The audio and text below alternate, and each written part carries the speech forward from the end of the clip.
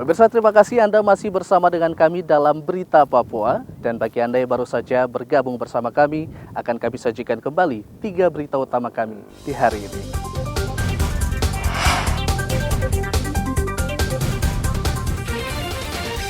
Mencuri laptop dan ponsel di Rumah Sakit Kepulauan Yapen, 2 pemuda diringkus polisi di Kota Jayapura. Seorang pemuda tewas ditabrak truk di Kabupaten Jayapura, pelaku masih diburu polisi. Puluhan pelajar dan mahasiswa berunjuk rasa ke kantor Yayasan Pengembangan Masyarakat Adat Amukme Kamoro Mimika.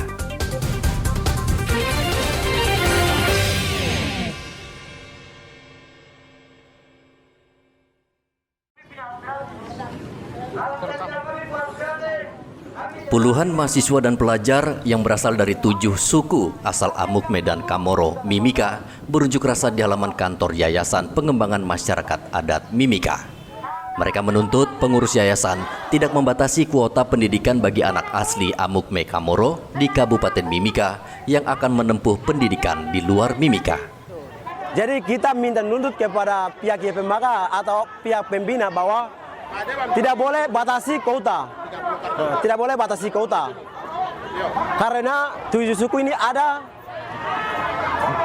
yayasan YPMK ada. Maka itu saya dengan teman-teman saya angkatan tahun 2024 kita minta nuntut kepada pihak YPMK dan pembina untuk penambahan kuota untuk lanjutan ke sekolah atau studi kita masing-masing. Sangat penting. Saya juga salah satu korban juga dari hal ini. Saya salah satu korban. Oleh karena itu saya membantu adik-adik saya karena saya tidak mau mereka terjadi seperti saya lagi. Saya tidak mau mereka terjadi seperti saya dengan teman-teman, kawan-kawan lainnya. Nah, menjadi pertanyaannya begini Pak. Freeport ambil kita punya emas itu tidak pakai kuota atau tidak pakai terbatas, 1 kali 24 jam operasi. Nah sekarang begini, kenapa sampai adik-adik kami ini pakai kuota? Ini menjadi pertanyaan buat kami. Jadi untuk kedepannya saya berharap pihak JPMK, pihak Freeport, pihak pemerintah harus bagaimana cara mereka harus melihat generasi-generasi muda yang ada di Kabupaten Mimika ini, lebih khususnya di pendidikan. Karena tanpa pendidikan kita tidak bisa menjadi orang sukses. Pendidikan itu sangat penting. Jadi saya harap kesan dan pesan JPMK, Freeport, pembina, penasehat, bagaimana cara kalian harus kesepakatan dan mengambil keputusan yang benar-benar baik. Unjuk rasa mahasiswa itu diterima oleh pengurus yayasan dan akan melanjutkan aspirasinya ke pimpinan yayasan. Yayasan Pengembangan Masyarakat Adat Mimika bekerja sama dengan PT Freeport saat ini tengah menyeleksi anak asli suku Amukme dan Kamoro yang akan menempuh pendidikan di luar Mimika. Ada 3.000 orang yang akan diterima. Penerimaan itu dianggap kurang dan yayasan didesak menerima 6.000 orang. Igobat Momolin melaporkan dari Mimika, Papua Tengah.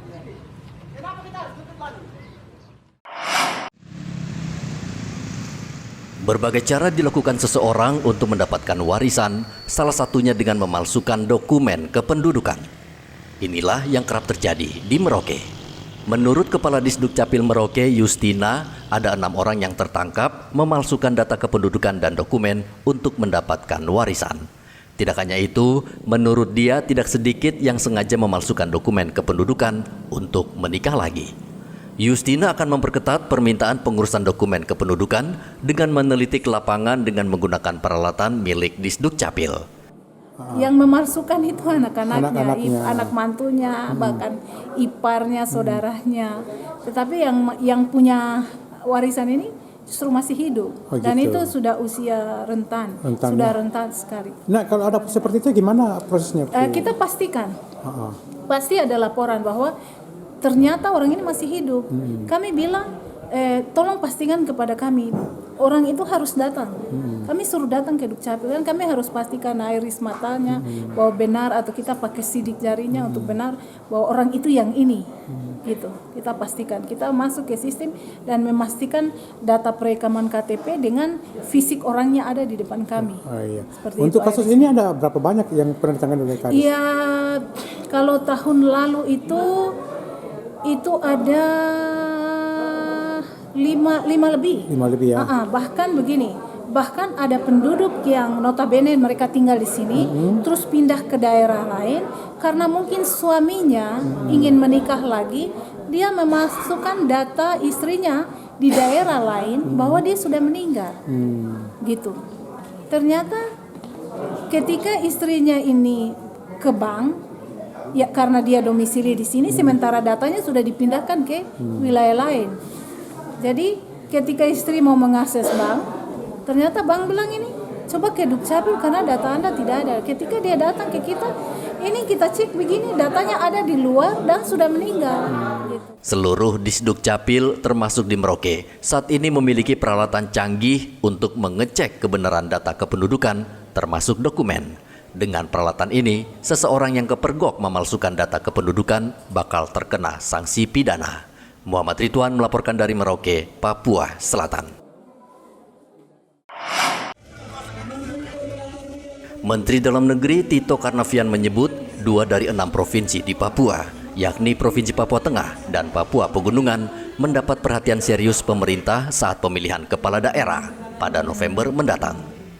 Menurut Tito, dari laporan yang ia terima, Papua Tengah dan Papua Pegunungan saat pemilu lalu paling lambat menyelesaikan perhitungan suara.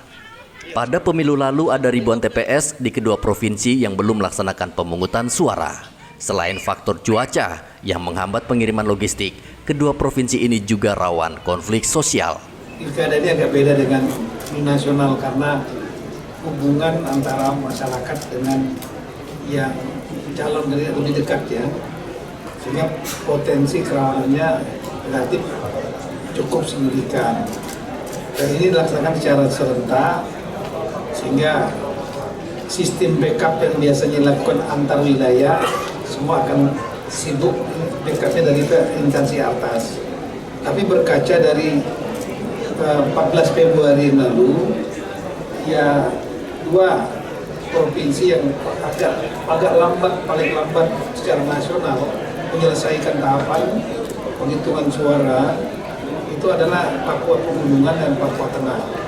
Jadi kita tetap menganggap bahwa Papua Pegunungan dan Papua Tengah menjadi prioritas untuk kita berikan atensi supaya bisa berjalan lancar, baik dari segi logistik, kemudian pembiayaan. Saya kira tadi sudah kami jelaskan, data-datanya lengkap. Saya berterima kasih kepada provinsi yang sudah menyelesaikan pembiayaan diserahkan kepada KPUD, Bawaslu, TNI, Polri. Salah satunya provinsi Papua itu sudah selesai. Tito juga menjelaskan, dana hibah wajib disalurkan oleh Pemda kepada penyelenggara pilkada dan instansi terkait lainnya. Secara keseluruhan, Provinsi Induk di Tanah Papua sudah melaksanakan tahapan pilkada, namun ada beberapa kabupaten dan kota yang masih menemui kendala sehingga tahapan pilkada berjalan lambat. Seperti di Kabupaten Pegunungan Arfak dan Manokwari di Provinsi Papua Barat dan Yalimo di Papua Pegunungan. Kemendagri dan pemerintah pusat terus memantau dan berharap dana hibah bisa segera dilimpahkan kepada KPU dan Bawaslu, termasuk TNI Polri untuk pengamanan pilkada. Hendra melaporkan dari Kota Jayapura, Papua.